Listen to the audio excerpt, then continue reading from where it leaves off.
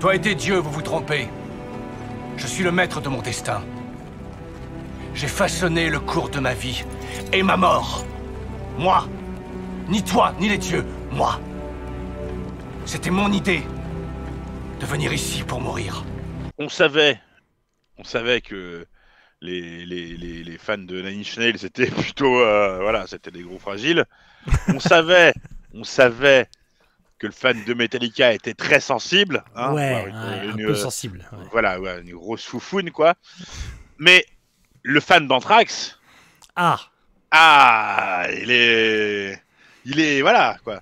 Alors, il y en a qui, voilà, qui le prennent bien, parce qu'ils détestent Belladonna. Oui. Mais il y en a 2, 3, 4. Tu sais, not all fans, vraiment. Tu sais, allez voir bien sûr les commentaires sur notre vidéo sur YouTube.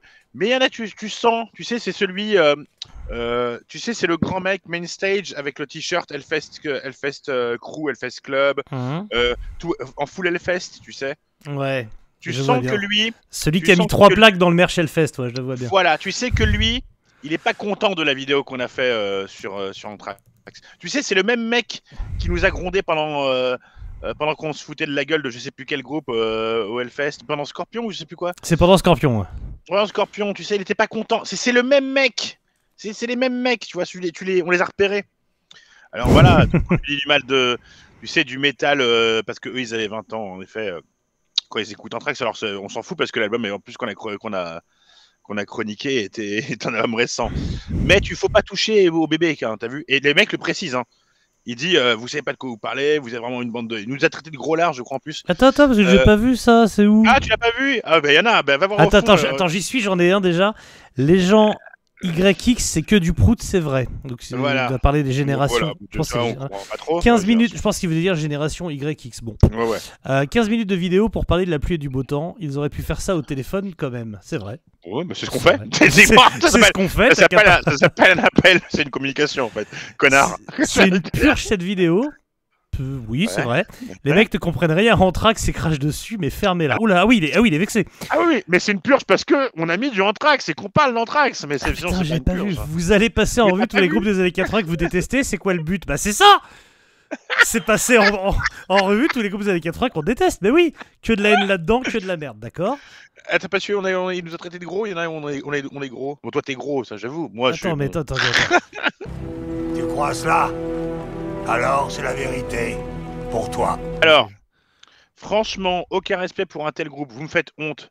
Vous portez bien votre nom. Vous êtes juste de gros trolls bien jaloux. Je ne préfère même pas savoir ce que vous pensez du meilleur groupe de tous les temps, à savoir Metallica. Génial. Allez vous déboucher les oreilles, ça vous fera le plus grand bien. Tes paroles peuvent être interprétées de tant de manières qu'elles n'apportent plus ni réconfort ni connaissance, mais de la confusion. Bruno Criseo 5824. Mais pourquoi je les ai pas vous pouvez aussi le retrouver, à mon avis, sur Jackie et Michel. À mon avis, il doit commenter les vidéos de porno en disant éjaculer sur le visage, mais c'est vraiment pas sympa. Tu les as pas, ces commentaires, ils sont géniaux. Change de compte pour voir si je les ai. Ah ouais, mec. Mais le mec, t'as vu, je ne préfère même pas savoir ce que vous pensez du meilleur groupe de tous les temps, à savoir Metallica. Parce qu'il est obligé de te le dire, tu sais, S'il te donne une gifle de sa mitaine avec lequel il doit faire du vélo, c'est génial. Ouais, je le vois bien avec des gants de vélo là. Bah, ouais, évidemment, les petits gants de vélo, tu sais, avec les petits. Voilà. Donc voilà. Donc on a retrouvé, hein, bien sûr. Ah, ça fait du bien d'avoir des mecs qui comprennent rien. Mais enfin. Et puis bon. C'est vrai que, en plus, ça me manquait un petit peu, tu vois, parce qu'on était trop entre nous, mais il faut des mecs extérieurs qui viennent et qui comprennent pas. Bien sûr. Et que, voilà. Et c'est sûr que quand on dit que Belladonna c'est un sac à foutre et que ça se trouve, ils ont un poster de lui dans sa dossier, ils ont la photo dédicacée avec lui. Tu sais, ils ont payé le meet and greet quand même à 500 balles, tu vois. J'espère. J'espère en été, voilà. peut-être juste c'est un sac à foutre et c'est son choc bar. Permettez-moi d'être choc bar. Donc ça m'a fait bien plaisir et je me suis projeté. Hein, je me vois vraiment. Tu te souviens main stage là quand on déconnait et que les mecs se tournent. Si vous avez aucun respect pour le métal, c'est ça le métal et tout. Tu te souviens quand on se foutait de la gueule, je suppose de la bouche en cul de poule des merdes. De notre ami de Scorpion, Close Mind, qui arrivait même pas, même plus à ouvrir la bouche, quoi. C'était génial. Ça y est, je les ai. J'avais un filtre en fait, et certains trucs n'apparaissaient pas. Là, tu rates le meilleur. Mais ouais, je rate le sel. Et pourquoi je l'avais pas, Patrick A? 63-33, ça y est, je l'ai donc. Oh, bah, oh là. Oui. Le niveau 0 de l'analyse. Je réponds, tu sais quoi, je réponds juste zut, on est démasqué. Mais réponds pas en direct, tu feras ça. Ah non, mais. J'aimerais même pas savoir. En plus, faut lui répondre à l'autre. J'aimerais pas savoir ce que vous pensez du plus grand groupe de tous les temps, Metallica. C'est quoi? J'ai juste envie de refaire un tits sur Metallica pour dégommer Metallica. On se fait juste un album. On se fait un album. On prend Ride the Lightning qu'on adore tous les deux. Hein. Tu vois, et on le salope juste pour que le mec l'écoute et meurt sur place. Je pense qu'il peut faire un AVC en s'énervant dans son ordinateur. Hein, ah putain, non, on fait master parce que je peux être vraiment gratuit sur master. Mais ce que j'adore, c'est qu'il doit lire le mec qui est fan d'Anthrax, il doit lire tous les commentaires en disant que Belladonna c'est la plus grosse raclure de tous les temps. Puis là, génération X, Y, Z, je sais pas quoi. Là, on a fait un vote pour Zemmour en plus, quoi. Ah ouais. Donc cette nouvelle génération, elle comprend rien, elle comprend pas Belladonna. Ça m'avait manqué hein, depuis Nine Inch Nails.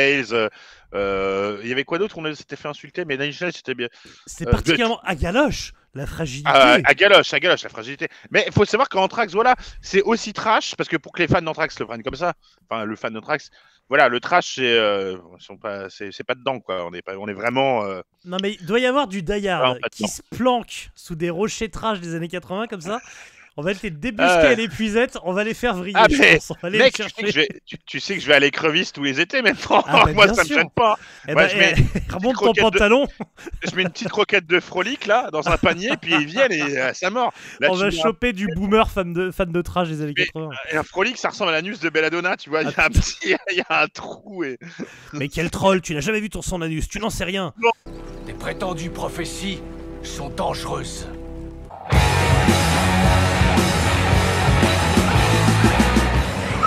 Des millions, vous êtes charmante, mais vous voyez ce que ça fait déjà 1 million, Armina? Tu sais que je t'aime bien, tu viens chez moi quand tu veux et tu baisses ma frangine. Moi je suis dans le poulet. Et ben je vois rien qu'au niveau du poulet, c'est un bordel.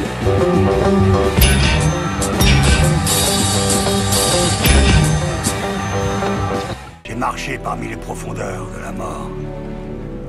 Et j'ai essayé de trouver une signification. Mais je me suis peut-être trompé. Aujourd'hui, on va choper du chaland, mais bon, on va pas dire beaucoup de mal de ce groupe, hein, mais non. On va vous faire un gros titre, parce qu'un gros titre, ça manquait. Et puis que, voilà, on était parti pendant un moment. Il y en a, voilà, comme on dit, les petites sœurs, il y en a qui ont un peu lâché à faire et tout, mais il y en a qui continuent de donner, machin, ouais. c'est... De belles à donner. Mais là, on revient en force, hein, parce qu'on en a sur il y en a qui arrivent. Et là, on s'est dit, bon, on va faire un gros titre. Ouais. Ça faisait longtemps qu'on voulait le faire. Ça faisait longtemps qu'on voulait faire ce titre. Ça fait longtemps qu'on en parle. C'est l'hiver. L'occasion fait le lardon. Exactement. Exactement. Aujourd'hui, peuple de France, il neige. Tout le monde se gèle les ovaires ou les couilles. Mina Capito dit d'ailleurs pourra bientôt ressentir le froid aux couilles. Ça va revenir. Un bon retour. Tu parles de Mina. On lui fait une petite dédicace. Bah, c'est Mina jusqu'au 25 janvier. Qui se revient. Voilà, mais du coup, alors il avait gardé son zouzou, je suppose. Mais donc il gèle les couilles. Alors, il lui dégonflusse les seins ou il les garde? Il a dit I will remove my ugly fake chest. Oui, boobs. Ouais, c'était horrible. Il y en avait un qui était là, il y en avait un qui était là. Oui, bah ça a été fait au black, hein, ce truc. Oui, bah oui. Qui c'est le prototype du mec qui change de sexe en disant je vais niquer quand je serai une gonzesse, je vais pouvoir baiser comme il faut. Ça fait 13 ans qu'il n'est pas baisé. Hein.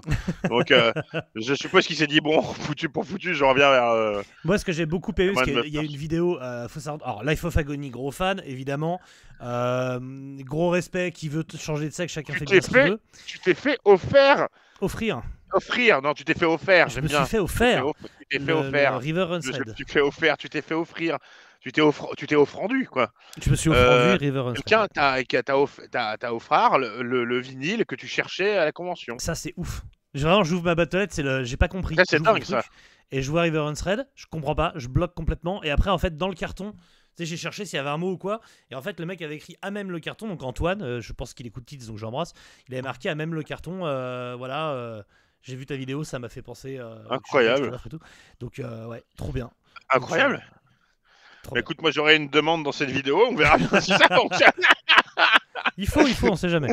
Ah bah là, oui, tu sais très bien en plus. Ouais, mais si Oui. c'est Trimichel Elephant, personne n'en a, arrête. C'est déjà c'est Z et c'est pas ça du tout. Ça n'a rien à voir. Ça a à voir avec le groupe dont on va parler.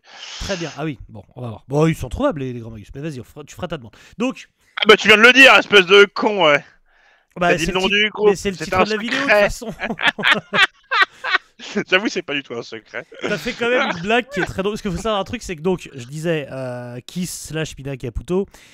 Moi, évidemment, chacun fait bien ce qu'il veut. S'il veut changer de sexe, s'il se sent mieux comme ça, il n'y a aucun souci.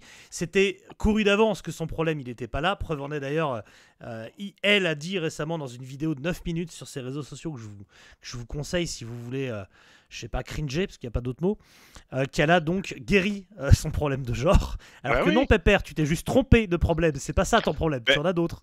C'est-à-dire que moi, en plus, tu t'es retenu de faire des blagues au dernier titre sur les Fafagonie en respectant totalement son changement de sexe, alors que tu aurais su, tu te serais lâché. Mais Tu- oui, tu- ah bah, vraiment. voilà.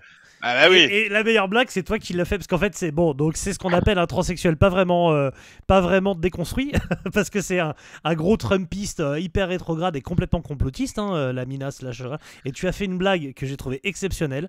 Donc, je te rends ton crédit. Tu as dit. Tu as dit, Mina Caputo, c'est pire qu'un Lego, il passe sa vie à se construire et se déconstruire. Et voilà. Bravo. Ah oui. Ah ouais. Donc voilà, en avant les histoires. Enfin, c'est Playmobil, on s'en fout pour où on en est. D'ailleurs, t'as vu qu'il y a une tournée Life of Agony Biohazard qui passe pas par la France, mais qui passe par tous Ouais, les autres pays tout à d'Europe. fait, tout à fait. Et je serai à Bruxelles, je pense. Bah oui, Voilà. c'est- En oui. espérant un Life of Agony au faire. Hellfest. Hein. Je sais pas si l'annonce du Hellfest devrait tomber dans pas très longtemps. Je sais pas si ça sera tombé et que ce que je dis est obsolète. Hein. J'ai pas d'infos, mais j'espère qu'ils y seront. La dernière annonce là du Brutal Assault là propose du bien là l'hommage Ouais, à Bathory ouais. c'est plutôt lourd. Ah là, le brutal et le mystique, pour l'instant, tiennent vraiment la corde en matière de Oui, festival oui, européen. C'est vraiment les deux fesses qui me butent, comme d'hab, comme tous les ans en fait. Hein. Oui. Comme tous les ans. Bon, qui on va peut-être retrouver à ce festival, à ces festivals d'été. Ça, Grand ça serait Magus, bien. Ça qui a- serait... bah Putain, oui, ça serait Grand bien. Magus. Moi j'écoute Grand Magus. Attends, Alors- j'ai de l'info parce que j'ai interviewé JB. Mais tu balances tout comme ça. Et j'ai Je- plein de trucs à te raconter. Bah oui, je sais bien. Je sais bien. Est-ce que tu as un contexte? Bien sûr que j'ai un contexte. Mais Évidemment. je t'attends. Tout le monde veut entendre ce contexte. Ça fait longtemps qu'on a parlé du contexte. Avant le contexte, des petits conseils gestes barrières. Oui, oui. Quand il fait froid, il y a une chose qu'il faut pas faire, c'est coller son zizi sur un poteau gelé. Ça faut pas. Par contre, on peut écouter du Grand Magus. Ça, on peut. Tu peux, bien sûr. D'où- C'est même conseillé. D'où vient Grand Magus, Sam? De Suède. De Suède, d'où le rapport avec la neige hein, d'ailleurs.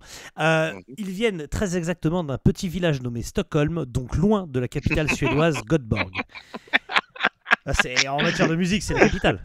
Mais bon, à Stockholm, il y a quand même pas mal de gens qui font du son, hein, pas mal de gens qui viennent d'à droite à gauche et qui se mettent à Stockholm, hein, Opeth en tête, les Spiritual Beggars aussi qui viennent d'ailleurs plutôt du côté de Göteborg, qui viennent d'Amland, comme ça, mais qui se relocalisent à Stockholm.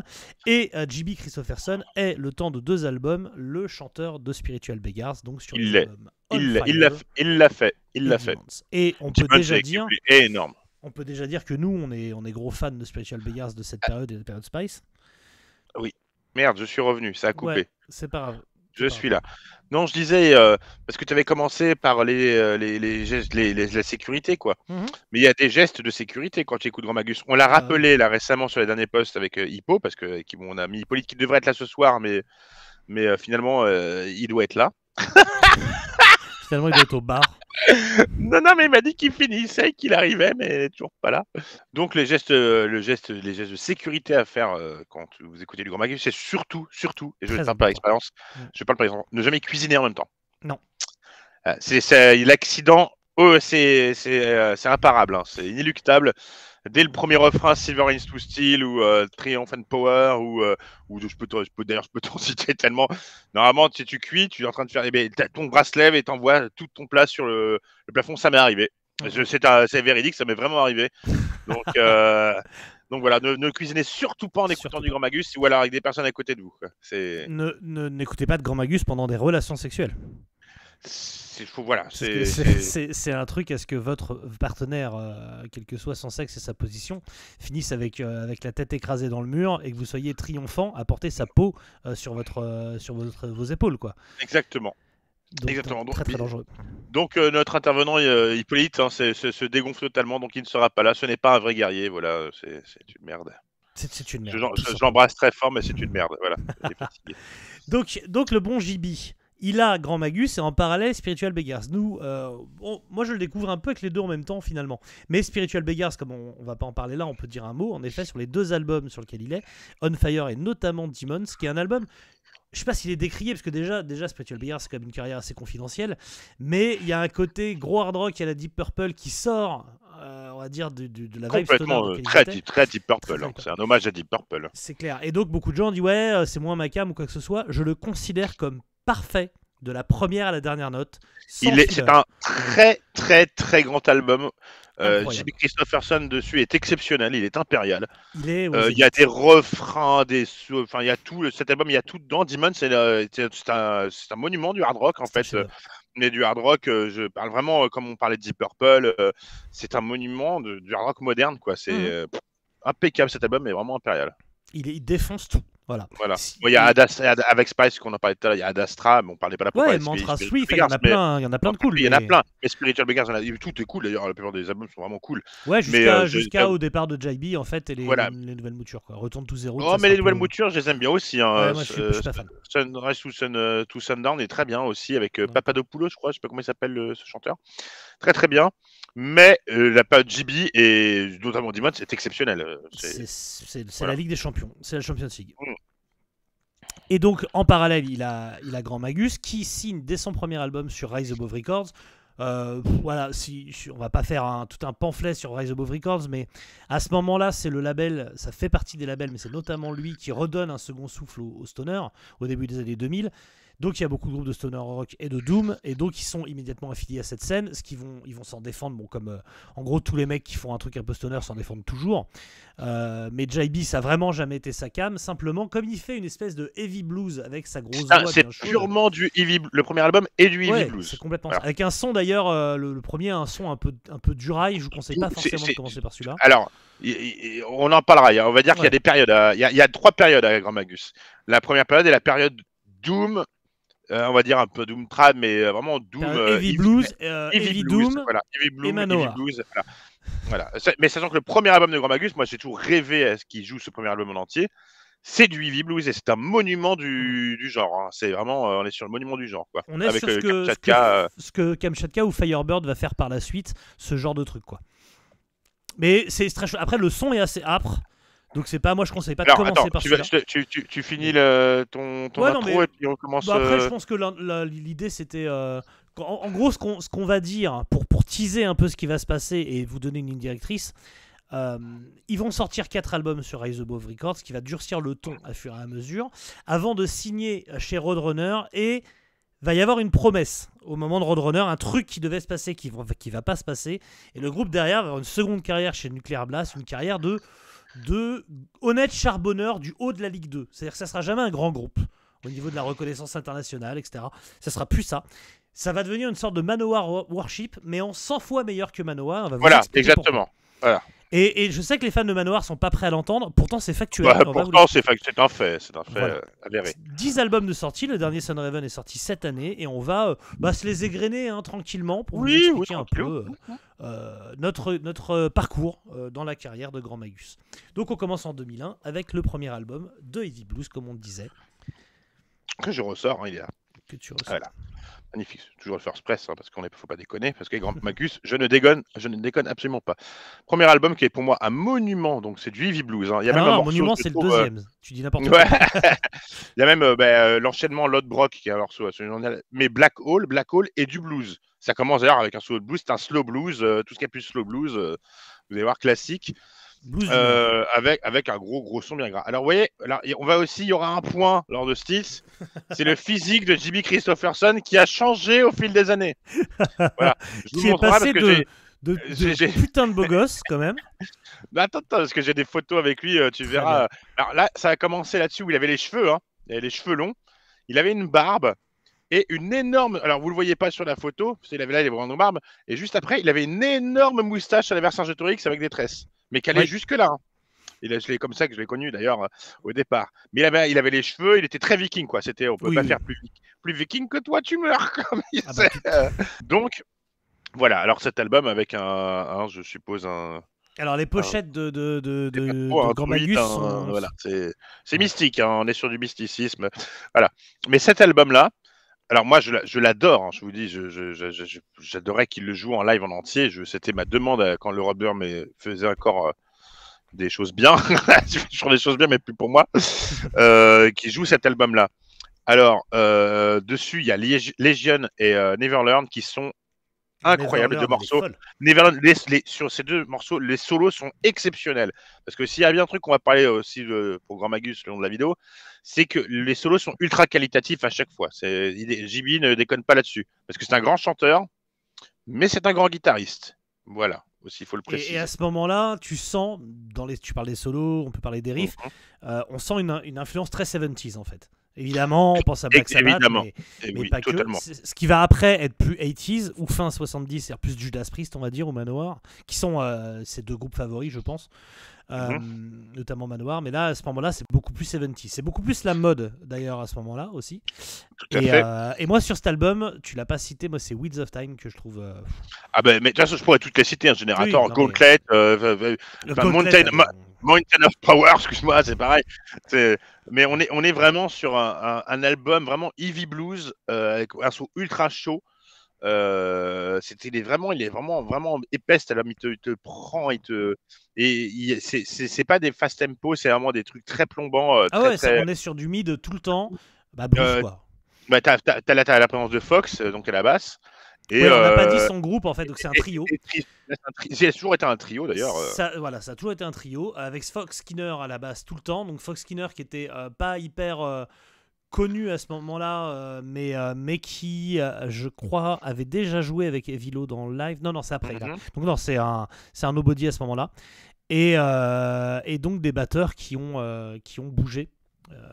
Puisque maintenant c'est Luc Zitvit qui était également... Ouais, là c'était triste sur cet album là et donc ça joue vraiment mid-tempo, slow blues, vous verrez, cet album je l'adore, je l'aime d'amour, hein, Et donc oui, c'est triste sur celui-là, et c'est ce qu'il faut se dire, c'est que donc Frédéric Liefenthal de son vrai nom, et pas Diefenthal qui est un mauvais acteur d'ailleurs, c'est un très mauvais acteur. Non, il est incroyable dans Taxi. Bon.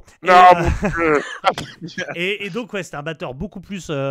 Il vient d'Abramis Brahma, si je dis pas de bêtises. Il était dans le groupe de stoner Abramis Brahma, et il a ce feeling 70s, et les changements de batteur vont changer le son, vont durcir le son aussi. L'album, et on peut directement passer à l'album suivant. Donc c'est un super album, le premier. Je pense que toi tu l'aimes plus que moi je l'aime. Moi je l'adore le premier. Hein. Vraiment, pour moi c'est un classique. Les First Press sont un peu plus granuleux. Je trouve qu'il y a eu un remaster par la suite. Il y a eu un remaster avec des petits changements sur les pistes. Oui, non, mais les pistes ont été nettoyées. Mais pas que nettoyées. Il y a eu un réenregistrement. Ah oui. Il y a eu un réenregistrement. Je te prends l'exemple de Black Hole notamment d'ailleurs.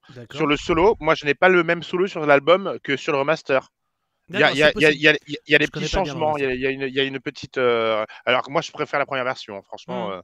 Parce que je pense que JB lui il aime pas la première version, ça, donc ça m'étonnerait. Peut-être, mais moi je l'écoutais comme ça et c'est comme ça que je l'aime. Donc c'est ça aussi, bien sûr. Et l'album suivant de 2003, Monument, donc est un monument avec, donc on va retrouver toujours ces pochettes. Elles sont pas toujours moches, les pochettes de non, alors celle-ci tout le monde se pose la question, donc qu'est-ce qui est représenté sur la pochette? Voilà, parce que c'est un truc que aujourd'hui sur ton post d'ailleurs. Les gens. Oui, c'était encore demandé. Après, je vais vous dire ce que ça représente.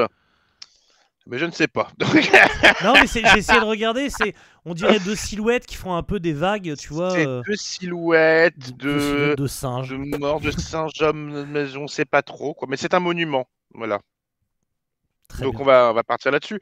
Qui ressemble aussi à des vagues. Donc Grand Magus Monument. On est sur du First Press aussi là. Donc album sorti en 2003. 2003.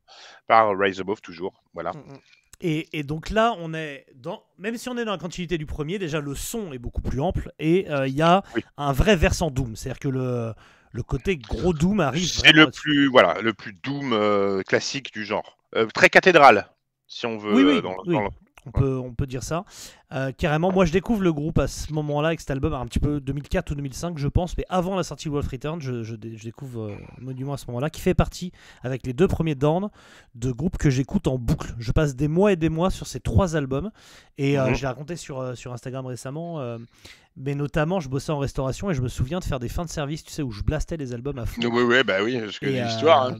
et voilà, et d'ailleurs je l'ai raconté à JB quand je l'ai interviewé, je lui ai dit ouais, en off comme ça, et il avait été très touché de dire, parce qu'en fait j'avais eu un peu une question, ça fait 10 albums que tu fais, qu'est-ce qui pour toi est la grande réussite de Grand Magus?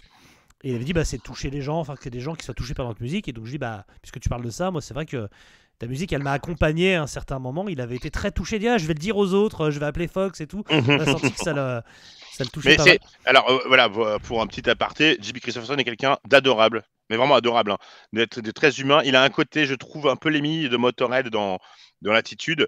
Ouais. Moi, j'ai passé des soirées avec lui à me torpiller la gueule, à boire des coups, avec notamment Mac Williams, Zayed God. On était tous les 3. Bah, tiens, bah, la photo, hop, tu peux la montrer. Je l'enverrai.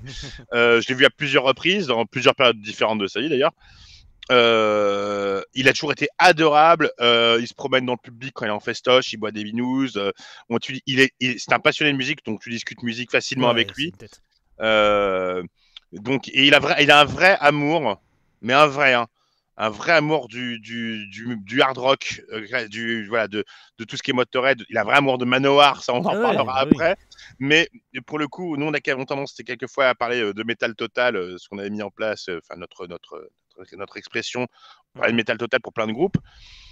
Le mot métal, tu as l'impression qu'il a été fait pour Grand Magus, parce qu'en plus, après vous allez comprendre aussi pourquoi, parce que ce groupe représente le métal, mais le mot métal même. C'est du jus de métal. Du jus métal, c'est-à-dire que le mot métal ou style acier, c'est le mot qui apparaît qui dit 150 fois par album. Hein, donc, c'est clair. Ce groupe représente, alors peut-être dans un côté cliché, stéréotypé, peut-être du métal, mais ils le font tellement bien que voilà. Et JB, quand vous le rencontrez, il a ce côté-là. Voilà, c'est les photos en perfecto, torse poil en dessous, c'est full cuir, poil en dessous, les Ray-Ban, c'est génial, il est génial, c'est vraiment adorable. C'est à la fois un mec qui fait un peu du cuir du métal, qui est voilà, qui est un peu conservateur sur les bords, qui est un peu mine renfrogné et compagnie, et à la fois c'est un tel intellectuel de la musique et du métal que des mecs comme Mike Ackerfeld d'Opeth est très ami avec lui et aime passer des soirées à discuter, tu vois. Il a un peu ces 2 casquettes, quoi. Il est vraiment entre les 2. Ah ouais. Alors à savoir que je n'ai jamais su qui c'était exactement, mais il a été mixé, masterisé par One Man, c'est un truc qui s'appelle One Man, Oneman, je ne sais pas, Oneman ou One Man, c'est un truc qui s'écrit pareil, accroché, hein, O-N-E-M-A-N, et c'est cette personne aussi qui fait tous les instruments anciens, la mandoline et les instruments que vous pouvez retrouver sur plusieurs albums, mais c'est lui qui les fait en fait. En intro, t'as toujours des trucs un peu. Voilà, exactement. Donc c'est lui qui utilise tous les instruments anciens que vous pouvez trouver, notamment la mandoline, que vous trouvez aussi sur cet album-là et sur plein d'albums, d'autres albums de Grand Magus. Mais Monument, et alors toi, je pense que c'est, toi, tu l'as saigné en long, large et travers cet album. Ouais. Bah, ça a été mon préféré pendant très longtemps. Il est, parce que les gens ont peut-être tendance, je sais pas si les gens l'oublient, mais quand tu penses au Doom Stoner des années 2000, c'est-à-dire à Sleep, à Cathedral, à ce genre de Doom-là. On est complètement là-dedans. Si ça c'est votre cam, si vous aimez Sleep, vous allez être bien. C'est pas que ça ressemble, il y a autre chose. Mais non, il n'y a rien. Ça pas de. Alors Brotherhood of Sleep et l'enchaînement Brotherhood of Sleep et Baptified in Fire que j'ai écouté en boucle récemment, les deux à la suite. Moi, je les adore. Ces deux-là, c'est. Ouais, Baptified in Fire, c'est une dinguerie. D'ailleurs, si je dis pas de bêtises, elle termine la phase A.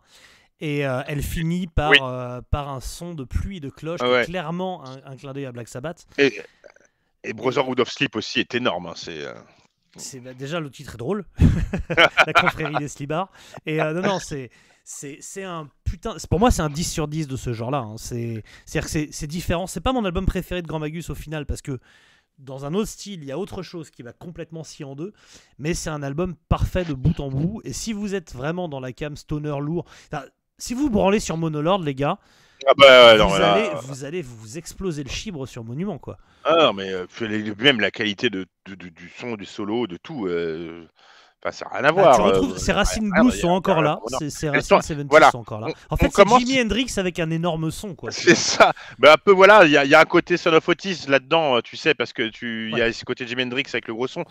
Mais voilà, on est sur ces 2 premiers albums qui, on va dire, qui représentent la première mouture de Grand Magus. C'était, on part du Doom et on vient vraiment sur du Heavy Blues qui tire sur le Doom. Et après, on va commencer à rajouter quelque chose. Donc, on va dire qu'il y a encore un album qui est rentré dans cette phase-là.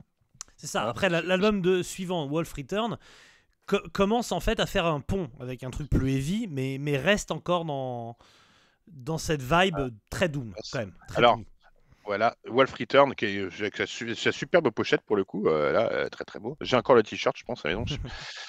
Et regardez-moi ça. Alors ça là, on est sur du Grand Magus. Putain, je l'avais noté aussi. La poignée avec les 2 mains ensanglantées au-dessus de la neige. Avec c'est ça, c'est. Bah, c'est ça le métal, mon gars. Là, on n'est pas plus métal comme photo.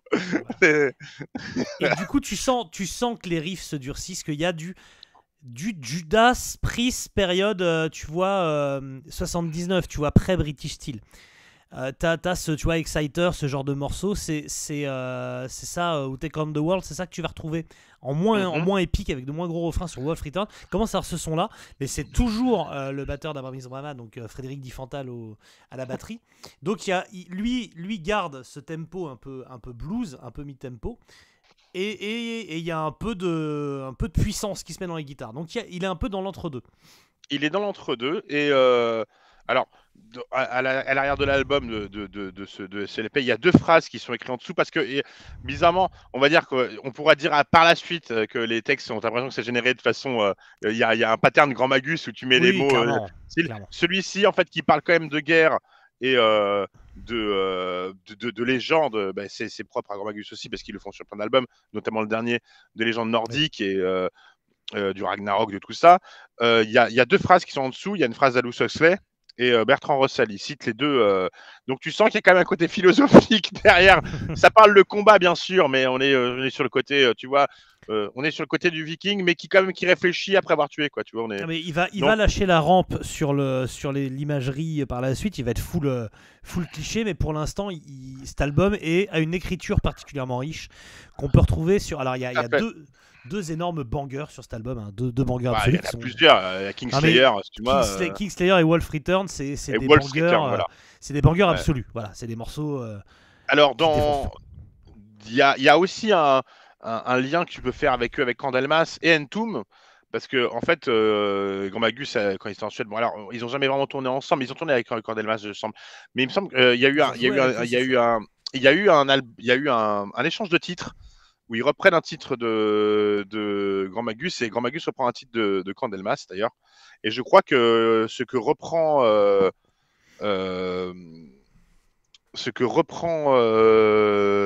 Candlemas, c'est Wolf's Return et eux reprennent Black Dwarf, je crois, Black Dwarf, je sais plus. Mais je vous retrouverai le truc. Ah, c'est possible. Et donc sur Wolf's Return, alors moi, il faut savoir à ce moment-là, il sort en 2005 cet album. Là, moi, je les vois sur la tournée, donc qui arrive juste fin 2005, début 2006. Tournée légendaire, hein, la tournée, c'est Grand Magus. Alors, c'est Electric Wizard, Cathédrale, Electric Wizard, Cathédrale, Grand Magus. Et je crois qu'il y avait un premier groupe qui ouvrait, qui devait être Rite, je crois Rite, je sais plus. Mais il joue donc au bateau phare. Donc, vous vous retrouvez dans un petit bateau avec une capacité de 200 places, je crois. Avec donc Electric Wizard à la grande période en 2006, Cathédrale et Grand Magus qui ouvre. Et Grand Magus, là on l'a passé, j'ai pas sur la photo de cet album-là, mais c'était la période où J.B. Christopherson s'était rasé le crâne parce qu'il commençait, non, il s'est plus rasé le crâne, il perdait ses cheveux sur le devant. Il avait les cheveux très reculés. Donc il avait les cheveux très reculés, voilà, il avait les cheveux longs ici et il avait s'est rasé la barbe, mais il compensait tout avec une moustache, mais vraiment il avait la moustache. Donc de Vercingétorix qui descendait avec des tresses, c'était absolument fantastique. Il avait un look absolument à la con. Et mais il chantait déjà, enfin il chantait toujours comme un dieu. Mais son look à cette époque était vraiment merdeux, quoi. Et c'est l'entre-deux, quoi. Encore une fois. Il était dans l'entre-deux. Alors Zoulou parce que là, il est magnifique, hein, toujours avec les traces de sang sur l'autel. Donc un très très bon album, Mathieu. Oui, non, mais c'est. Enfin, tu vois, je sais pas si on donne des notes. Moi, je mettrais 8 au premier, Bon, 10 je au donne pas de deuxième Je donne pas et de 9 notes. là, tu vois. Enfin, on est. Non, c'est exceptionnel. Et, et on continue. Donc là, on va changer de batteur pour Iron Will. Donc ça va. Alors achever dans un sens là, on change parce que là, on était sur les 3 albums période Doom. Voilà, là, on sort J'ai du oublié pour Wolf Return de là, on dire sort du Doom. que Fox Skinner chope son son de basse hyper métallique là. Oui. Et c'est à partir de là qu'il commence à l'avoir et il a un son de basse qui est exceptionnel. Voilà. Incroyable. Ça vrombit. C'est pas une ville en Suède, ça? C'est vrombit. Elle vrombit. Après, c'est un meuble chez Ikea. Voilà. Et donc là, il y a un changement de batteur et c'est Sébastien Cipolla, dit Seb, qui les rejoint. Donc pareil, un nobody, on va dire. Un nobody, mais il le rejoint parce qu'il est fan de Manowar. Ouais, et il a été dans un backing band de Glenn Hughes à cette période-là, en 2005. Et c'est la période où JB commence à pouvoir assouvir son désir de s'écarter du Doom, et de faire du heavy metal parce que c'est un passionné de heavy et il trouvait que le heavy avait manqué. Et donc c'est un des groupes précurseurs du retour du heavy, Grand Magus. On va pas se mentir. C'est pareil. Avant les groupes. Ça a ouvert la voie pour les groupes de maintenant. Ça a ouvert la voie. Voilà. C'est des groupes que tu adores maintenant, des nouveaux groupes. Eternal Champion, Visigoth, exactement. Voilà. Enforcer, enfin tous ces groupes-là. Mais à l'époque, quand faire ça, c'était ridicule. Enfin, revenir de ce style-là. Et Grand Magus l'a fait progressivement. Oui, c'est ça. Et extrêmement bien. Voilà. Sachant d'où ils viennent. Voilà, tu te dis, tu comprends là qualitativement. Cet album qui est absolument fantastique, qui est le premier, la deuxième période, c'est la transition vers le heavy, ouvre sur Silver into Steel. Donc, on ouvre vraiment. Sur le CD en plus, je crois qu'il ouvre sur Silver into Steel. Parce que sur le vinyle, enfin sur l'album commence par Like the Whole, qui est énorme, mais Silver into Steel ouvre la phase B. Et Banger aussi, Banger. Enfin, de toute façon, tout l'album est un banger absolu. Iron Will est génial. Voilà. En fait, Grand Magus, c'est depuis le début et avant même que ça existe, c'est la BO non autorisée du truc de Fire and Steel là, de House of Dragons, Game of Thrones. Oui, bah, t'as tout, t'as Kings of Slayer, t'as Kingslayer. Tous les trucs de Game of Thrones, tu vas les retrouver dedans. C'est vraiment c'est King of the North. D'ailleurs, le truc finit par I Am the North. I Am the North, absolument incroyable.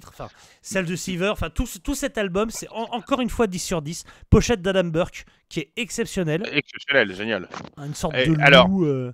Et c'est sur cet album qu'il y a. Pochette d'Harry Cropper, pardon, je dis bêtise, c'est Harry Cropper. Harry Cropper. Grand Harry, j'en ai bossé beaucoup du Harry Cropper aujourd'hui. C'est quel patron. Donc, sur cet album, il y a un morceau qui a cartonné, qui est un grand succès, on va dire l'un des morceaux les plus demandés par les fans, c'est Silver into Steel. Alors Silver into Steel commence d'une façon avec sa petite mandoline et tout, et donc JB rentre au chant avec un riff heavy à la mandoline, mais heavy, et JB rentre au chant et il rentre en poussant un cri de plusieurs cris d'ailleurs, en montant une vocalise. T'as les poils et puis tu sens qu'il va faire péter la montagne, quoi. Et ce morceau, je pense, a été le déclencheur de tout ce qui va suivre après, parce que ce morceau pue le heavy metal.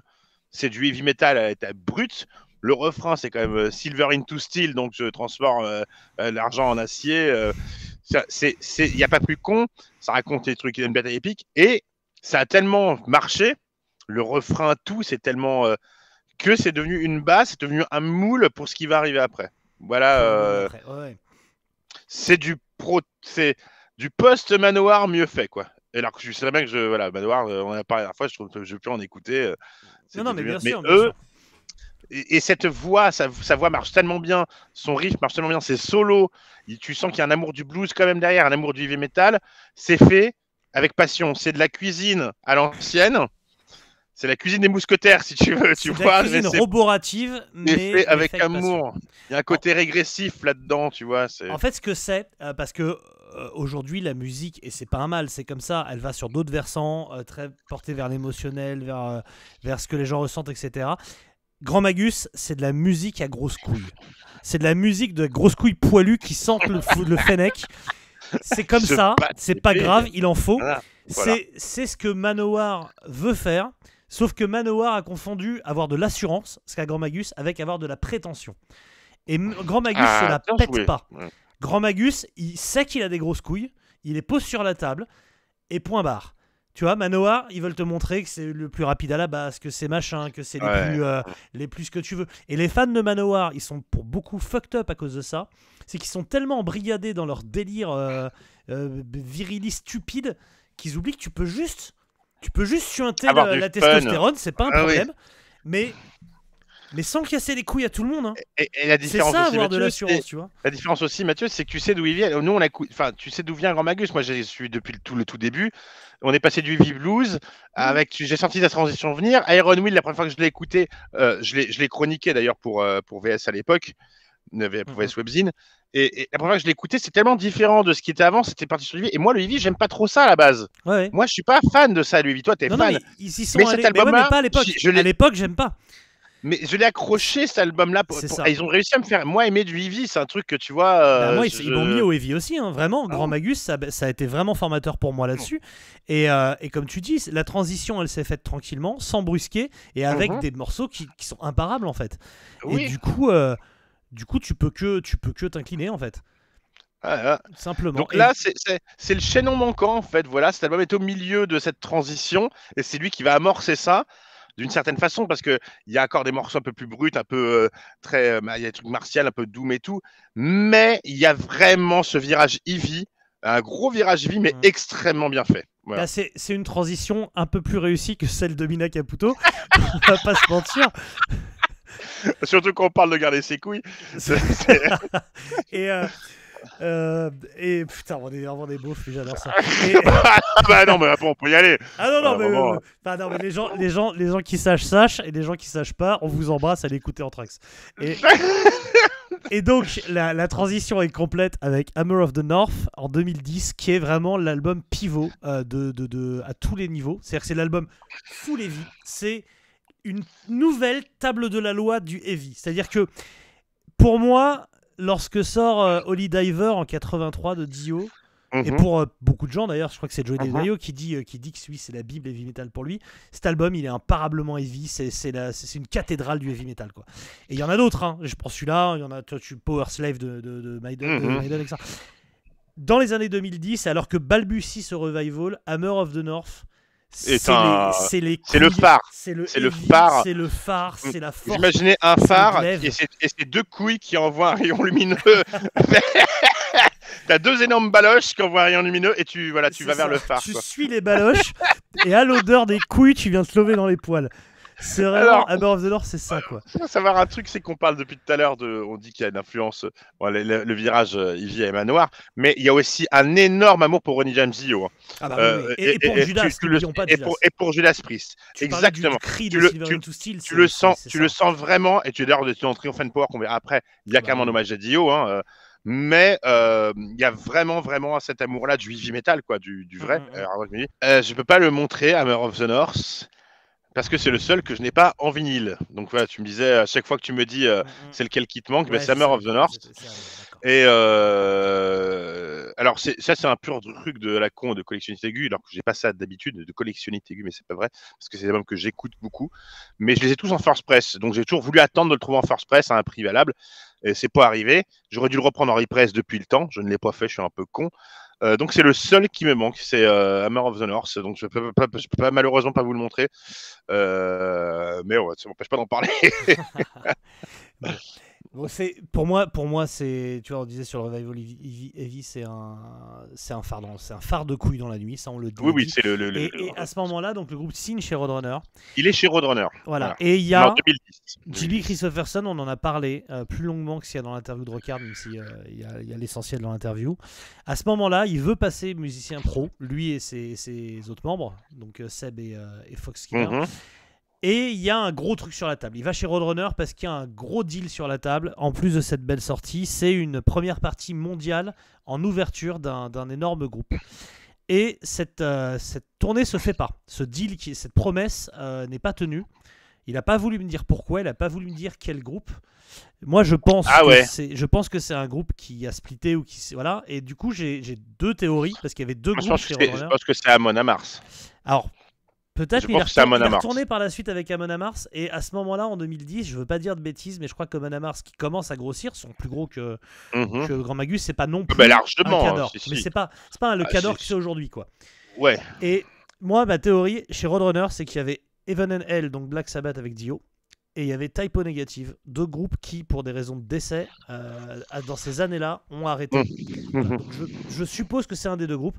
Je lui ai dit, est-ce que c'est Typo? Et il m'a dit, je réponds pas. J'ai pas pensé à Heaven and Hell à ce moment-là. Donc je n'en sais pas plus, mais il y a un truc qui tu vois quand même tu sens l'amour qu'il a pour la musique et les groupes. Donc tu vois, il veut même pas porter préjudice à un truc Donc c'est vraiment, ce mec est vraiment ultra intègre. De toute façon, l'intégrité fait partie de Manowar. Je pense que c'est l'ADN même de Grand Magus, pardon. Oui, c'est l'ADN même, pas de Manowar. Non, excusez-moi. Pas l'intégrité, tu zappes avec. Donc le mot intégrité, c'est dans l'ADN de Grand Magus. C'est vraiment, tu sens qu'ils font ça de façon intègre. Donc tu lui as parlé récemment, donc il est même pas professionnel, hein, JB, il a un boulot à côté. Du coup ça s'est pas fait et il le dit, j'ai un job à côté, pareil, je connais pas son job, et il dit que ça lui va, que ça lui permet en effet de rester intègre et de choisir les concerts qu'il fait. Donc on est à ce moment-là sur Hammer of the North. Alors la pochette, vous la verrez, on la mettra là, elle me fait penser un peu à une pochette oubliée de Dissection. Ouais, dans la même couleur de Samberlane, vraiment dans le truc fait en dirait tu sais, les pochettes de jeux Mega Drive, quoi. On est vraiment sur du Sega Mega, tu sais, la cartouche de Mega Drive. C'est un artwork de Necrolord, et clairement, on est dans ces couleurs-là. Necrolord, il a fait des dissections de compagnie, donc on est dans cet hommage-là. En fait, à ce moment-là, Grand Magus, en faisant du heavy, par la pochette, pour moi, cite les groupes extrêmes suédois ou norvégiens qui kiffent, et notamment Dissection. C'est clairement un clin d'œil. C'est un clin d'œil, et c'est aussi l'album qui s'éloigne peut-être le plus, même en restant, c'est toujours le Nord, hein, on est toujours les Vikings, Rise the Jury, Hammer of the North, mais il y a des trucs qui s'éloignent un tout petit peu. On n'est pas vraiment sur le côté vraiment historique et tu vois vraiment littéraire qu'il a de la lecture de l'histoire viking. Mais on a, tu vois, il y a Ravensgard, mais par exemple sur Northern Star ou Black Sails, ça s'éloigne un tout petit peu, tout en restant dans le même domaine, mais on est moins sur le côté, tu vois, Ragnarok et historique, ou Lodbrok, tu vois, des chansons qui parlent vraiment des batailles, des faits historiques d'histoire viking. Et tu parlais... Parce qu'il est vraiment, je tiens à préciser ça, il est vraiment dedans aussi. Hein. JB est un passionné de ça. C'est un passionné absolu de ça. Et tu parlais des cris suraigus qu'il a déjà placé sur l'album précédent. Oh là là, pas suraigu, il monte haut. Non, mais il est pas aigu, pardon, monté haut. Non, mais monte haut. Tout comme, tu vois, par exemple, le Painkiller de Judas Priest s'ouvre sur une énorme double batterie, enfin double grosse caisse pour te dire, ouais, on a un nouveau batteur et ça rigole pas. Là, il ouvre cet album avec Hide the Jury, et le cri qui pousse, la façon dont il le monte avec le gros riff derrière, te dit, ok, là, m'emmerdez plus avec le stoner ou le double. Là, vous avez compris où on est ou pas, quoi. Voilà, là, c'est totalement assumé. Totalement assumé, même si c'est par la suite qu'il dira que quand il trouvera son line-up parfait, où il dira, là, maintenant, il me dit, les fans de Manowar dans ce groupe font à l'unanimité, parce que là, il était encore un petit peu empêché quelquefois, en disant, ouais, non, là, on va trop loin. Je sais plus, c'était le batteur, hein, c'était celle qui dit, ouais, on va se calmer un petit peu sur le quiche-touille. Et c'est par la suite que là, vraiment, c'est assumé. Ah, donc celui-ci est vraiment, il est encore la limite mais on est encore dans le gros heavy bien couillu. Ah bah c'est sûr. Et donc, à partir de là, le deal avec Roadrunner se capote. Il signe chez Nuclear Blast. Il rebondit très vite là-bas. Donc, Nuclear Blast, qui est évidemment la belle Capignon sur rue et qui est là pour l'aider. Mais avec cette idée il fait ça en plus, il fait des festivals quand il a le temps. Il tourne très peu. C'est très très difficile de voir Grand Magus, notamment en France, mais même sur des festivals. Hein. Donc, des fois où on regardait les affiches du Hellfest en disant, punaise, mais pourquoi il n'y a pas Grand Magus? Pareil, le Course of Chaos, le Ski Tu Veux, le Motok, on se dit, les gars, Grand Magus, c'est le truc qu'il faut aller chercher, quoi. Et en fait, le groupe se rend pas dispo. c'est pas que les fesseurs n'en ont pas parlé, hein, pas pensé. Le groupe se rend pas dispo. Il y a vraiment, sur plusieurs années, ils vont faire parfois 10 concerts, parfois 3. C'est-à-dire qu'ils travaillent à côté aussi. Il y a ça ça aussi. aussi. Hein. Ils ont un boulot. Hein, donc, Et donc, chez Nuclear Blast, boîte où il est encore aujourd'hui, et tous les albums qui vont suivre, beaucoup de gens vont dire qu'ils vont se ressembler, que c'est toujours un peu la même chose. C'est à la fois vrai et à la fois c'est pas aussi simple. C'est The Hunt en 2012 qui ouvre la voie de cette troisième partie de carrière, voilà, que tu sors, avec du coup encore un avec changement de batteur. ce guerrier dans la neige, signé Harry Cropper, hein, je crois aussi. Cette pochette est incroyable, elle est mais assez mystique d'ailleurs quand vous la prenez. Voilà. C'est ça. Donc encore pochette d'Harry Cropper. Et je dis les bêtises, c'est toujours Seb sur cet album-là. Pardon, le changement de batteur arrive après. Oui. Là, on est en 2012. Donc, en effet, là, à ce moment-là, ils tournent plus. Enfin, je les ai pas vus en tournée, pas à cette période-là, parce qu'ils tournaient pas, de toute façon. Comme tu l'as dit, il y a eu un divan du monde, je sais plus quand. Moi, c'est là où je l'ai vu.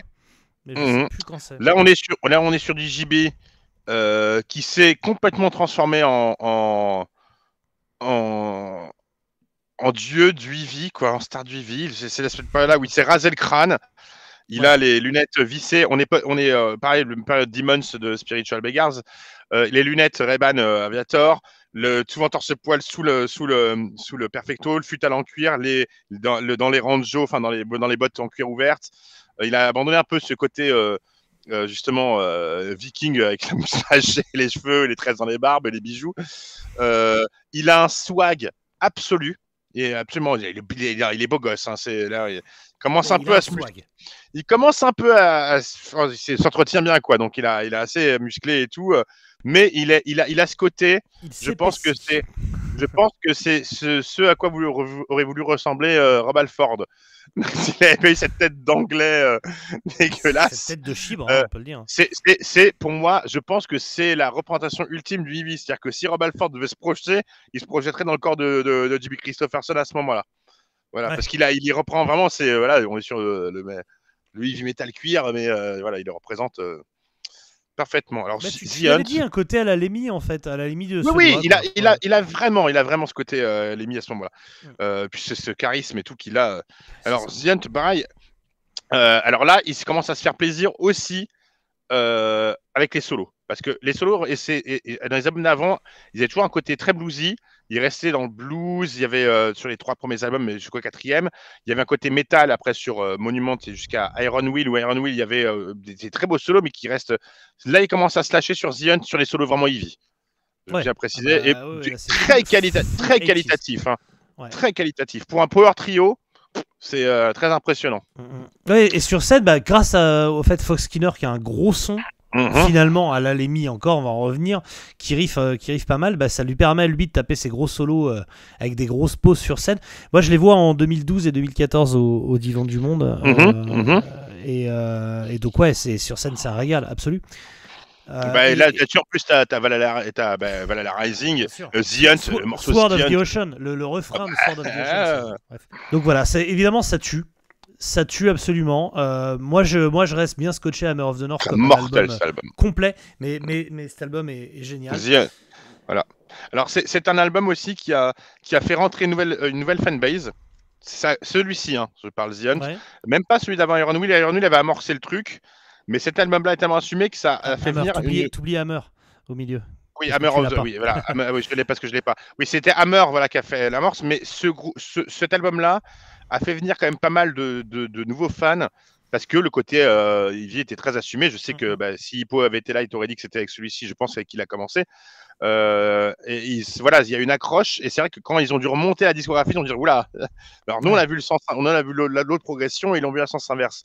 Mais cet album-là, c'est Nuclear Blast aussi parce qu'il a été bien distribué. Il a été bien distribué. Ils ont une bonne publicité, même si on peut jouer, ils ont peu défendu. Donc je pense que la promo Nuclear Blast a marché et c'était une bonne signature parce que ça leur a ouvert une grande fanbase par la suite. Ouais, alors grosse fanbase, ça reste quand même un groupe de deuxième division, ça fait pas d'énormes Calme-toi, trucs. calme-toi. Non, mais ouais, c'est pas mon avis, mais c'est pas un groupe A-list, quoi. Mais je vois très bien, ce que tu veux dire. Mais par contre, comme ils ont beaucoup de copains qui eux sont A-list, comme ça va être le cas là en jouant en première partie d'Opes sur toute la tournée, quand ils se rendent disponibles, c'était pareil avec Amon Amarth qui les a pris en tournée, avec plein de groupes, ils peuvent faire des vraies belles tournées en première partie parce qu'ils ont pas mal de potes bien installés, quoi.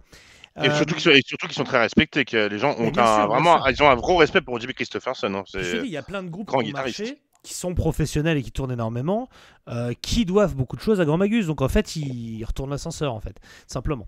Comme un peu Raven, hein, tu sais, quand Raven, ils viennent tourner, bien sûr. T'as plein de groupes qui les prennent en première partie, alors que Satan, tu vois, genre de truc. C'est un peu ça.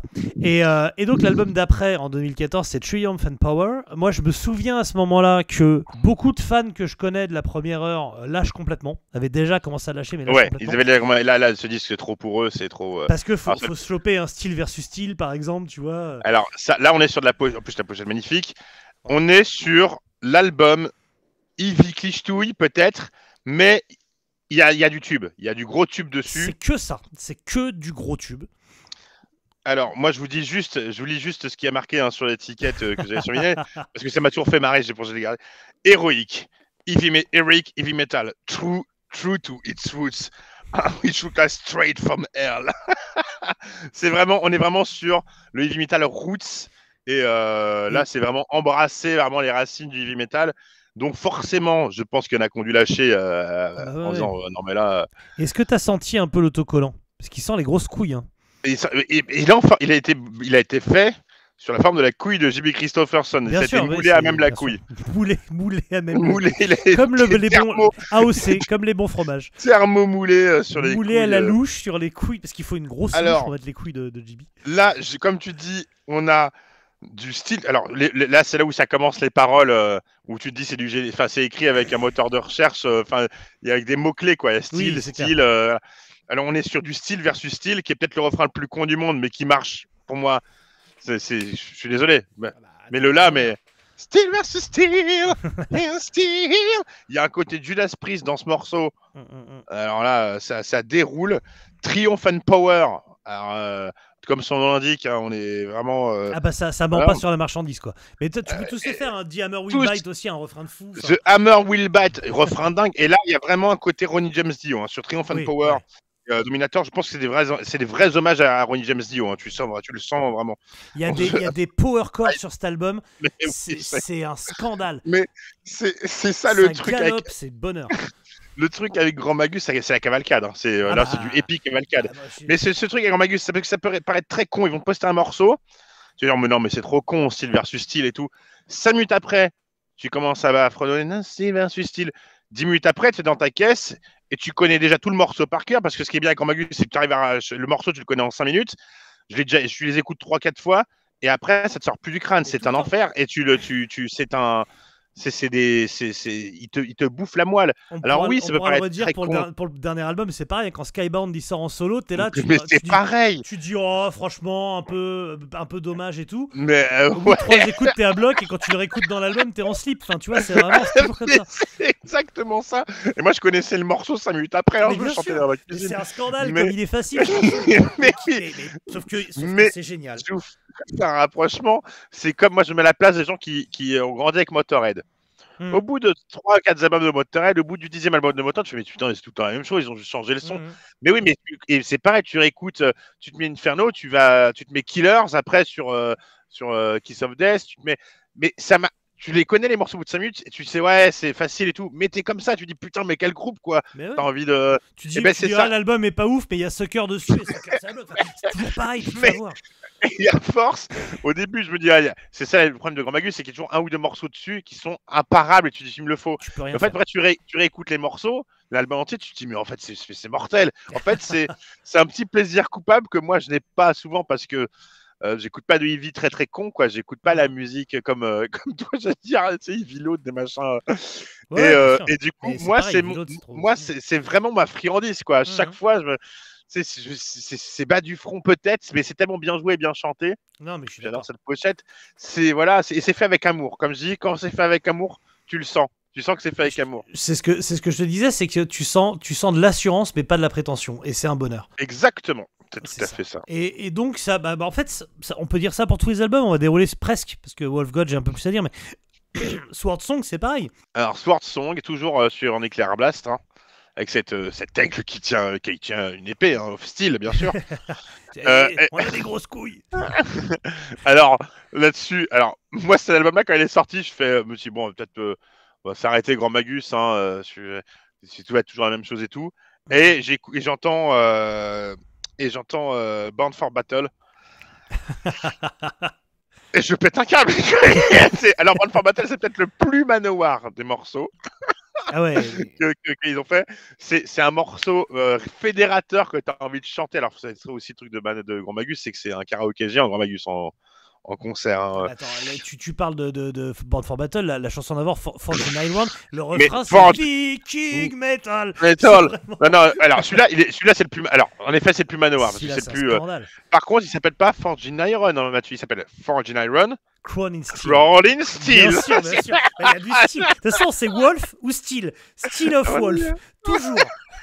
Avec Battle quelque part. Every day, there's a battle to fight, évidemment. T'as Frost and Fire aussi, bien sûr, dessus. Et Force the Kill. Et Stormbringer, qui est l'épée l'épée qui apparaît qui est l'épée de Elric. Elric. Dans le cycle d'Elric de Moorcock. Michael Moorcock. Voilà. Exactement. Wow. Et donc on en a parlé récemment en plus parce que. Parce que Frost and Fire, c'est également un album de Kirk Angle. Voilà, tu m'avais appris que Kirk Angle a fait tout. Donc il y a Stormbringer, donc tu sens aussi l'amour qu'ils ont pour cette. On va retrouver cette littérature fantastique, tu vois. Exactement. C'est complètement sa cam.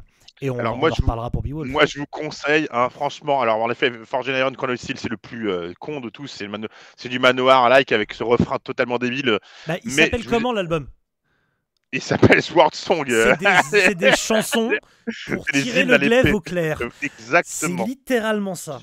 Sans s'arracher une couille, parce que ça peut être très dangereux avec c'est quand même des grosses. Non, mais lui, je pense qu'il sort son glaive dans la neige, les couilles à l'air, il s'en fout. Il a pas mais oui, il s'en fout.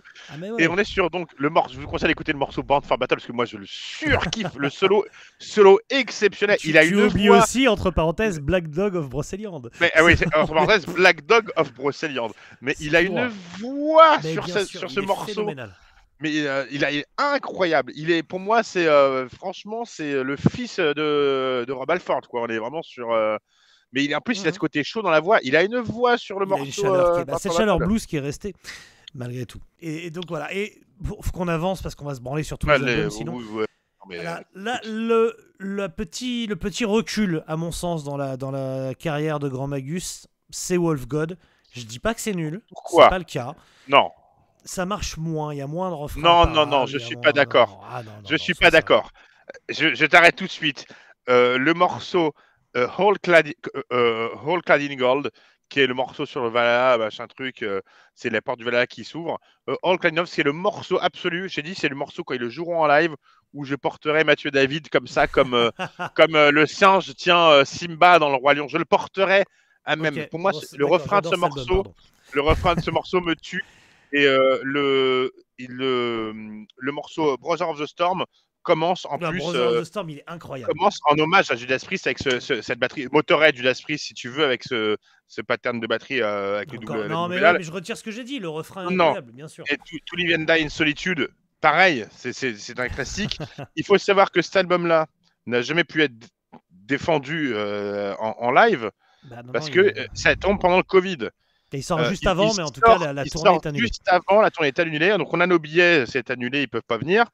Ils avaient dû repousser, on s'ait dit qu'on allait les voir l'année d'après. C'était au nouveau casino de mémoire. Donc c'était au petit. Il me semble que c'était le Petit Bain, je crois. Petit Bain, t'as raison, tu as raison. Donc, ils n'ont pas pu venir. On s'est dit qu'on allait les voir l'année d'après, mais ils n'ont pas pu tourner parce que du coup, ils n'avaient pas l'argent. Et du coup, ils ont squeezé. Je crois que c'est l'un des seuls albums qu'ils n'ont pas défendu sur scène. Ils n'ont pu jouer aucun des concerts pour défendre Wolf God. En fait, ils ont fait 2-3 concerts depuis en festival là, cet été notamment. Oui. Mais bon, ils ont déjà joué des morceaux de Sunraven, donc tu vois. Moi, je suis déçu. C'est un album que j'aurais voulu entendre certains morceaux en live, comme Whole Clad in Gold. J'espère qu'ils seront rajoutés dans la setlist, ce qui m'étonnerait, mais Mais voilà. Je sais pas trop. Mais je suis pas d'accord avec toi. Cet album, pareil que toi, qui m'avait un peu pas déçu à sa sortie, je l'avais écouté comme ça. Et c'est devenu un petit doudou par la suite. Mais voilà. Mm, mm. Et il emmène sur le dernier. Hein, Je regarde, ouais, évidemment en live pour l'instant c'est que des festivals, donc avec 7-8 titres, et donc évidemment il n'y a pas du tout de morceaux. C'est du Sunraven. Il y a du Sunraven et puis les classiques Hammer, Iron Will, etc. Mais t'as rien de Wolf God. Faut voir sur des dates d'1h30, ce qui sera encore pas le cas parce que là quand tu reviens en France avec Opes, donc ça sera encore réduit. Et donc ouais, on va en revenir à Sunraven, le dernier 10e en date que j'adore encore une fois, que moi je trouve pour moi c'est le meilleur depuis Hammer of the North, c'est pour te dire. Je le trouve, ah ouais, quand même. Ouais, je le trouve tu vas loin. je le trouve exceptionnel. Il est génial, il est génial. Il vit comme il faut. C'est un album un album concept. Il t'en a parlé. C'est un album qui parle d'un. Du Beowulf. Voilà, c'est sur Beowulf et pas le film avec Christophe Lambert. Hein, on est pas. Je lui ai quand même précisé. Des katanas. En fait, Beowulf, c'est donc une histoire. Alors, c'est un des premiers écrits, pour le faire rapide, c'est un des premiers écrits anglais païens qui a été. C'est un poème, hein, il me semble. C'est un poème, ouais, qui a été après par la suite étendu. Au moment de la christianisation de l'Angleterre, ça a servi un peu à ça, mais au départ c'est un poème païen, et c'est quelque chose qui existe, qui est étudié dans certains pays nordiques, notamment donc JB l'a appris à l'école, et il existe des livres illustrés pour enfants, parce qu'il y a des histoires de combats contre des bestioles et des dragons et compagnie. Alors c'est Grendel, je crois que c'est un enfant, un monstre qui apparaît. Enfin bref, je vous laisserai regarder l'histoire de Beowulf, je peux pas le dire précisément, mais il y a une histoire d'enfants difformes et de monstres, voilà. T'as un monstre qui terrorise une communauté, comme tu dis, et Beowulf est la personne qui va venir le tuer, et après il y a d'autres aventures, il devient roi, et il y a d'autres aventures qui le challenge par la suite, il y a une sorte de suite à ça. Et donc voilà, ça a été étudié notamment par JB, il avait un livre illustré quand il était enfant, que ses parents lui lisaient, et il a repris cette histoire pour faire Sunraven, dans lequel il a mis pas mal d'autres trucs également. Notamment The Wheel of Pain est un petit clin d'œil à Conan par exemple, donc on est dans ces délires là, et il y a encore des purs riffs, des putins de refrains, du refrain imparable. L'enchaînement Wheels of Pain, Sunraven, Winterstorm, d'ailleurs tu prends Hour of the Wolf, tout est voilà. Alors, quand ils ont posté le single Skybound là récemment, où ils jouent avec il torse poil carrément. Bien sûr. Avec la guitare, avec le regard. Alors il a vieilli Fox, hein, mais il a sur ce regard acéré, tu sais, il se regarde et tu sens vraiment la fusion qu'il y a entre les deux. Hein. Tu le vois vraiment, tu sais, parce que quand il peut pas s'en empêcher, il va jouer, mais et sur ses refrains, quand il chante, il lâche sa gratte, il est comme ça avec le poing, il regarde Fox, quoi. Il y a ce côté en effet clichtouille, parce qu'en plus il joue avec ses lunettes, et puis il ressemble à Tortue Géniale, il a repris du muscle, il est. C'est un beau vieux, mais qu'est-ce qu'il est beau! C'est vrai. Et on n'a pas précisé évidemment depuis après Dawn, donc à partir de Triumph and Power, c'est Ludwig Witt qui était le batteur également de Spiritual Beggars et de Firebird. Exactement. Qui est à la batterie et ça, déjà il a les plus beaux frisottis de la scène, il est trop mignon. Oui. Et c'est un batteur d'exception. C'est un batteur génial parce qu'en plus il a aussi ce côté blues et très 70s, tu l'as dans Firebird, hein, qui était le groupe qui a été fait par Bill Steer de Carcass, qui était vraiment blues et 70s. Et il a ce jeu-là, mais là il le joue, il est impérial là-dessus. Mais très très bon album, hein, très belle sortie. Ah ouais, un pur bonheur. Un album qui a été composé comme ça depuis le Covid, qui a été enregistré en 3 ou 4 jours, je crois. En analogie, comme ils font toujours, ils ont leur studio, c'est toujours le même mec qui les enregistre et tout. Et c'est enregistré en analogique à l'ancienne, sans quasiment pas d'overdub. Enfin, vraiment, juste il rajoute les solos et la voix dans une cabine. Très peu de taf. Il met de la reverb un peu sur sa voix, puis les reprises absolument. Mais tu sens, il a toujours une voix incroyable, JB. C'est ouf. Et c'est dingue. Il dit, hein, il change de truc 1-2 fois, et puis c'est réglé, quoi.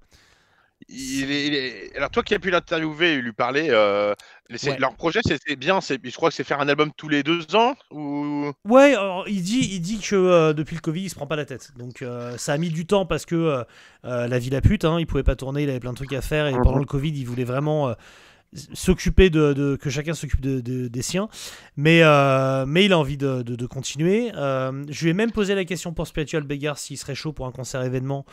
Il m'a dit que oui, il m'a dit que lui, Ludwig Witt était chaud, que c'était vraiment dans les mains de Michael Lamotte, mais qu'il voyait pas du tout ça arriver. Que pour lui, Michael Lamotte il brasse tellement de thunes en même temps avec Archenemy que voilà. Et donc, par contre, il y a une tournée qui arrive avec Opeth et ça, il est assez chaud. Et donc, nous, on les verra en première partie d'Opeth à l'Olympia le 21 février. Et il y a un petit moment assez marrant dans l'interview d'Opeth de ce mois-ci de Rock'Hard que Guillaume a fait. C'est qu'il y a tout un long passage sur le syndrome de l'imposteur. Il dit oui, je discute avec notamment Steven Wilson de ça. Tu parles de Michael Kerfeld. Hein. Voilà, Michael Kerfeld dit, je discute de ça avec lui, l'impression que est-ce qu'on est vraiment légitime de ce qu'on fait, les gens ont l'air de nous aduler, mais est-ce que machin, etc. Il dit avant, j'ai essayé d'en parler avec Jimmy Christopherson, et il m'a dit, mais de quoi tu parles? J'ai des grosses couilles, moi, je fais des riffs, on n'en parle plus. C'est vraiment la surconfiance en lui, tu vois. Ah bah oui, évidemment. Michael Kerfeld, il est arrivé genre, toi aussi, des fois, tu te demandes ce que tu fais, si c'est valable. Mais moi, je m'en branle. Moi, je fais des gros riffs de gros couillus, et puis c'est parti, quoi. Eh oui. Alors, là, je vous conseille, donc il y a le clip de Skyborn, et il y a le dernier clip qui est sorti, merde, quel morceau, vous le retrouverez, c'est le deuxième single de Sun Raven. Et là, je me suis envoyé un message aussi, mon hippo, il m'a dit regarde le clip tout de suite, donc je suis allé le voir, ça se taper des barres. Hein. Si c'était pas Grand Magus, on se foutrait de leur gueule sur 4 générations. Ils sont dans les bois, dans une forêt. C'est juste une caméra, je pense une caméra drone qui tourne autour d'eux. Il y a des images de machin truc, et puis ça revient, et puis ils fixent la caméra, tu sais, mais en mode bonhomme quoi. Il se passe sur, tu sais, le clip, c'est juste, il regarde juste la caméra. Et ça c'est le clip de Sun Raven. C'est cliché pas possible, c'est génial, c'est absolument génial. Ah non, ce serait pas Grand Magus, ce serait. Ça s'ouvre sur une genre de soleil. Avec des, tu sais, le soleil dans les yeux et tout. Comment ça s'appelle les enchaînements, c'est des enchaînements type, tu vois, de vidéomaker en licence gratuite, quoi, tu vois. En fait, c'est vraiment n'importe quoi. Ce clip, c'est très simple. C'est l'antagoniste total. C'est l'opposé du clip qui a été fait l'année dernière pour le Roadburn. Pour prendre un où les mecs regardent.